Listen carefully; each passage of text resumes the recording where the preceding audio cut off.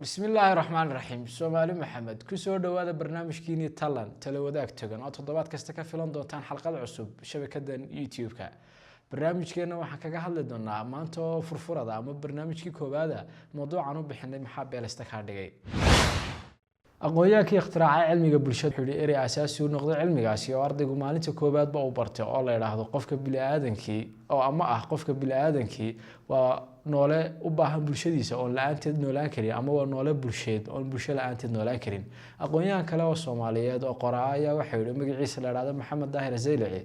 ayaa wuxuu qabyaaladu waa shayga ku aasan afkeena ama ku qarsoon hadalkeena aan ka dhex muuqan laakiin si cad uga muuqata ficiladeena waxaanu ka hadlaynaa ama isweydiintu tahay muxuu bini'aadanku uga baahan yahay beeshiisa marka hore waa inaynu ka hadalno laba shay oo laba eray oo aad u soo isticmaalay oo beesh bulshada iyo qofka marka hore bulshadu waxa weeye waa koox dada oo meel ururisay kuwaas oo ka dhaxayso nooc xiriiriya oo kala duwan haba saxnaadeen ama ha khaldanaadeen ha nidaamsanaadeen ama footo ha u ekaadeen wanaag iyo xumaan mid ka doonaan ha ahaadeen kuwaas oo intaba ku salhaya buuxinta baahida aadamaha ee asaasiga ah oo inuu dad la noolaado qofkuna marka aynu ka tagno jirka iyo hilib inta jirka la isku iraayo hilibka iyo lafaha iyo dhiigga wixii soo raaca waa dareen iyo fikir iyo rabitaan iyo wixii la xiriira bulshooyinka waxa loo qaybiyaa laba nooc bulsho fudud bulsho bilowa oo fudud macnaha bulsho baadiyo ku nool reer ama tuulo yar oo kooban oo istaqaano xiriirkeega abtirsiin iyo iskarash ka dhaxayso iyo bulsho culus oo complication isku dhex jirta oo si bulshooyinka magaalada ay bulshooyinka yar yar isku yimaadeen oo xiriirkeegu noocyo badan leeyahay bulshooyinka waxa kale oo loo qaybin karaa noocyo kale in laga eego in dabaqado loo qaybiyo iyadoo laga eegayo dakhliga soo gala qofka oo dabaqad hoose dabaqad dhexe iyo dabaqad sare ama dabaqadaas ay u kala sareeyaan darajooyin kala yeeshaan waxa kale oo bulshooyinka laga eegi karaa diimaha iyo mabaadi'da ay dadku kala aaminsan yihiin diinta iyo daa'ifada dadku ay kala aaminsan yihiin waxa kale oo si asaasi ah dadka loogu kala saari karaa da'da jinsiga oo lab iyo dhidiga iyo midabka iyo waxyaabaha la xiriira waxa kale oo dadka lagu kala saari karaa afka iyo lahjada ay ku hadlaan dhaqanka oo ah waxyaabaha isbedbedela ee hab nololeedka iyo hidaha oo ah taariikhda dhaqameed ee bulshadaasi leedahay waxa kale oo lagu kala saari karaa afkaarta iyo falsafadaha ay bulshadaasi aaminsan yihiin waxa kale oo bulshooyinka lagu kala saari karaa siyaasad ama aragtiyo rabitaan iyo dano gooniya oo la kala leeyahay waxa kale oo bulshooyinka lagu kala saari karaa arrimo badan oo ay kamid tahay isirka ama beesha qofka uu ka soo jeedo iyo abtirsiinta uu leeyahay waxa kale oo lagu kala saari karaa darajada aqooneed iyo waxbarashada takhasuska nooca ay dadku kala yihiin waxa kale oo lagu kala saari karaa xirfadaha iyo shaqooyinka ay dadku qabsadaan waxa aynu soo sheegnay bulshooyinka loo kala qaybiyo dhan bulshadeena waxay kaga jirtaa marka koowaad bulsho ka soo baxaysa darajada bilow oo u soo baxaysa darajada bulsho xirxiran oo aad cilaaqaad complicated leh qaybsanada aan soo sheegnay bulshadeena waxa ka dhaxeeya qayb waxa ka jira ama ay ka tahay ama ay kaga jirtaa bulsho bilow ah oo imika soo adkaanaysa ama imika xilaaqaad complicated soo yeelanaysa iyo bulsho aan qaybsanada kale ka jirin marka laga tagay qaybsanka ah lab iyo dhidig iyo da oo dadku waaweyn yar yar iyo waxa loo qaybin karo iyo qaybsanka asaasiga bulshadeena oo qaybsan tahay oo abtirsiin iyo beelo waxyaabaha kale aan soo sheegnay dadka lagu kala qaybiyo oo dhan kama jiro mujtamaceena waxaan uga gudbaynaa qodob kale oo aan ku soo xiri doono hadhow waa baahiyaha asaasiga qofka bini'aadanku u leeyahay ama baahiyaha nafsiga qofka bini'aadanku leeyahay aqoonyahan Mareykan oo magaciisa la yiraahdo Abraham Maslow ayaa soo bandhigay nadariyad ama fikrad ama aragti uu bixiyay istabayaalka ama istabajooga baahiyaha aadamaha kuwaas oo sheegay in qofku markuu qayb daboolaba oo qaybta kale u gudbayo baahida koobaad wuxuu ka bilaabay baahida jirka taas oo ka kooban neefsiga cunitaanka cabitaanka hurdada galmada qashin saarka iyo in intaas isku dheelitirnaata qofka baahiyaha labada qofka bini'aadanka uu leeyahay sida uu sheegay aqoonyahankaasi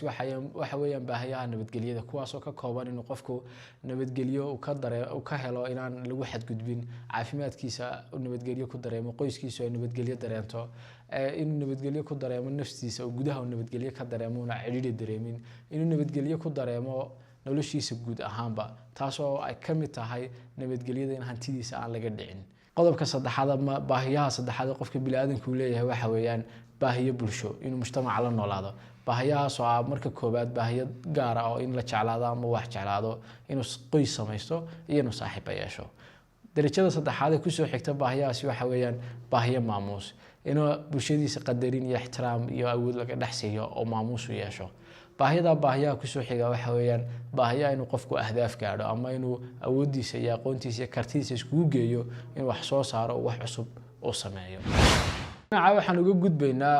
qaybtii aanu soo sheegnay in bulshadeenu aad ugu qaybsan tahay beesha inagoo hore u soo sheegnay baahiyaha aadamuhu leeyahay iyo qaybsanka bulshada iyo bulshadu waxay tahay iyo qofku waxa uu yahay intaas haddaynu isku darno waxaynu uga soo gudbaynaa qodobka aynu hoosta ka xariiqnay in bulshadeenu aad ugu qaybsan tahay abtirsiga iyo beesha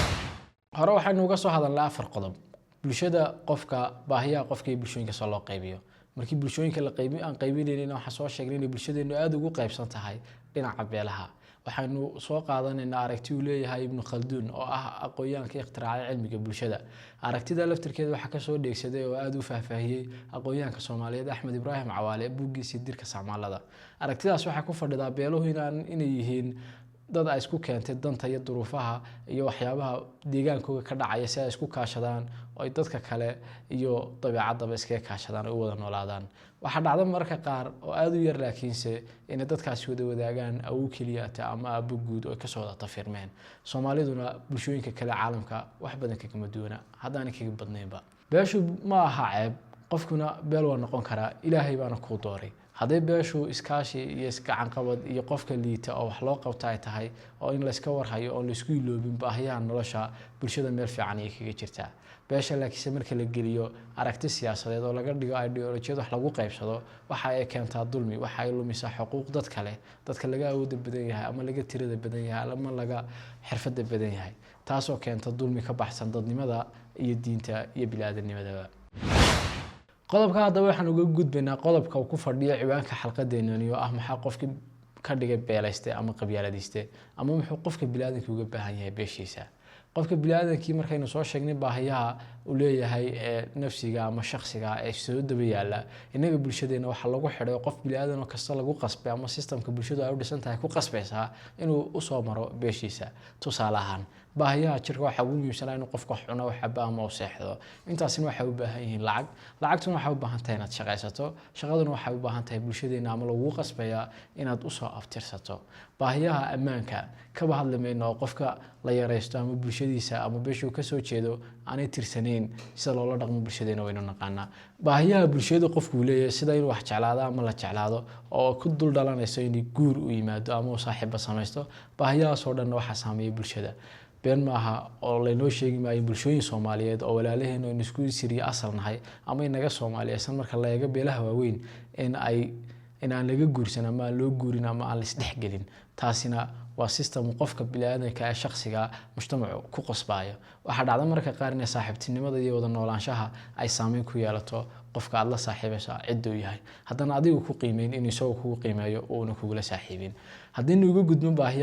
gudubno baahiyaha ku xiga oo ah baahiyaha maamuusta bulshadeena cid la maamuusa waxa weeye cid ay reerku ku maamuusto hadduu qofku isagu soo saaro wax qabsadana waxa lagu shaambadeeyaa reerkooda ama dad ba iyagu u soo marayna wax noqdaan wax qabsadaan reerka dhexdiisa baahida ugu dambayso ah inuu qofku hadaf gaaro ama noloshiisa wax xaqiijiyo inaga hadaynu mujtamaceena u nimaado laba mid bay noqonaysaa aan soo qaadano tusaale fudud professor